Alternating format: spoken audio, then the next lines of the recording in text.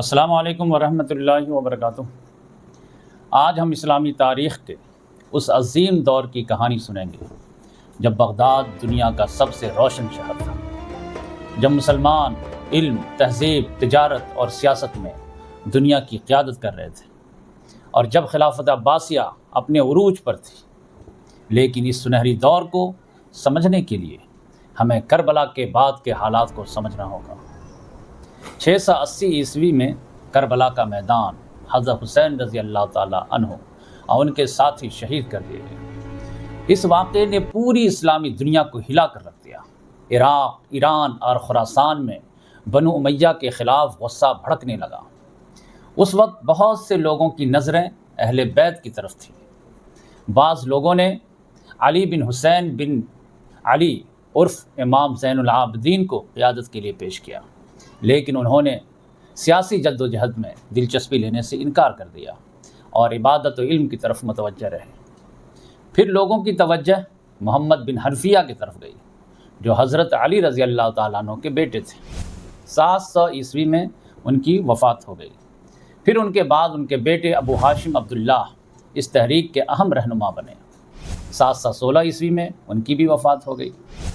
تب ابو ہاشم نے اپنی سیاسی حمایت محمد بن علی بن عبداللہ بن عباس کو منتقل کی۔ 743 تک وہی اس کو لے کر کے چلے۔ پھر ان کے بعد ان کے بیٹے ابراہیم بن محمد بن علی، جو امام کے نام سے مشہور تھے، تحریک کے سربراہ بنے۔ 747 عیسوی میں اموی خلیفہ مروان دوم نے انہیں گرفتار کر کے قتل کر دیا۔ اسی دوران ایک نوجوان سپہ سالار سامنے آیا، ابو مسلم خراسانی۔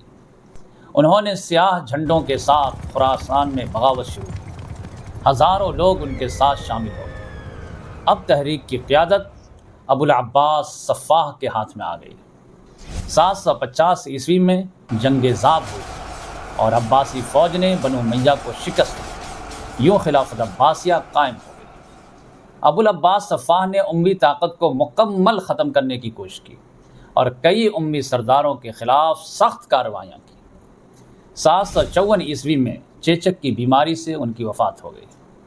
پھر ان کے بعد ان کے بھائی ابو جعفر منصور خلیفہ بنائے گئے۔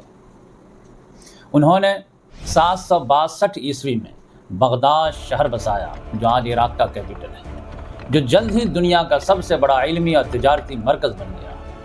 775 عیسوی میں حج کے سفر کے دوران بیماری سے ان کی وفات ہو گئی۔ پھر ان کے بیٹے مہدی خلیفہ بنے۔ انہوں نے تجارت بڑھائی، عوامی کام کیے اور سلطنت کو مضبوط بنایا۔ 785 عیسوی میں شکار کے دوران ایک حادثے میں ان کی وفات ہو گئی۔ پھر ان کے بیٹے ہادی خلیفہ بنے، لیکن ان کا دور بہت مختصر رہا۔ 786 عیسوی میں ان کی بھی وفات ہو گئی۔ اس کے بعد ہادی کے بھائی ہارون رشید خلیفہ بنے اور یہاں سے خلافت عباسیہ اپنے عروج پر پہنچ گئی۔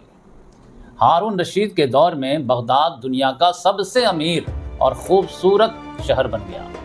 علماء، شاعر، ڈاکٹر، سائنسداں اور تاجر دنیا بھر سے بغداد آنے لگے۔ ہارون رشید رات کو بھیس بدل کر عوام کے حالات دیکھنے نکلتے تھے۔ 809 عیسوی میں خراسان کے سفر کے دوران بیماری سے ان کی وفات ہو گئی۔ ہارون رشید کے 2 بیٹے تھے، امین اور مامون۔ دونوں بھائیوں میں خلافت کے لیے جنگ شروع ہو گئی۔ 813 عیسوی میں مامون کی فوج نے امین کو قتل کر دیا۔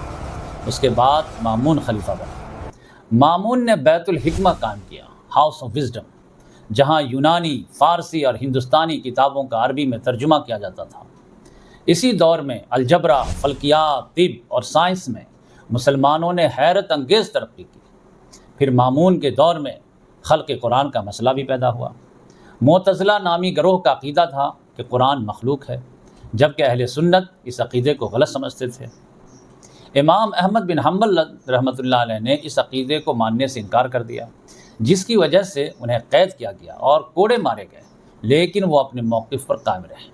833 عیسوی میں بیماری کی وجہ سے مامون کی وفات ہو گئی۔ پھر مامون کے بھائی معتصم خلیفہ بنے۔ انہوں نے طاقتور ترک فوج بنائی اور سامرا شہر آباد کیا۔ رومیوں کے خلاف اموریہ کی مشہور جنگ بھی لڑی۔ 842 عیسوی میں بیماری کی وجہ سے ان کی بھی وفات ہو گئی۔ پھر واسق خلیفہ بنے۔ وہ بھی معتزلہ فکر سے متاثر تھے اور محنہ جاری رہا، یعنی آزمائش جاری رہی۔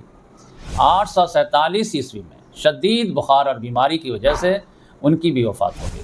اس کے بعد متوکل خلیفہ بنے۔ انہوں نے معتزلہ کے اثر کو کم کیا اور خلق قرآن کی سرکاری مہم ختم کر دی۔ 861 عیسوی میں ترک سپاہیوں نے انہیں محل کے اندر قتل کر دیا۔ یہ عباسی خلافت کی زوال کی بڑی نشانی تھی۔ وقت گزرتا گیا، خلافت کمزور ہوتی گئی اور آخرکار 1258 عیسوی میں ہلاکو خاں بغداد پہنچ گیا۔ بغداد تباہ ہو گیا، کتب خانے جل گئے، بیت الحکمت ختم ہو گیا اور ہزاروں لوگ مارے گئے۔ آخری عباسی خلیفہ مستعصم باللہ کو بھی قتل کر دیا گیا۔ کہتے ہیں دریا دجلہ کا پانی کتابوں کی سیاہی سے سیاہ ہو گیا تھا۔ یوں خلافت عباسیہ کا عظیم سنہری دور ختم ہو گیا۔ لیکن آج بھی جب بغداد علم، سائنس اور اسلامی تہذیب کے عروج کا ذکر ہوتا ہے تو خلافت عباسیہ کا نام ہمیشہ روشن رہتا ہے۔ جزاک اللہ۔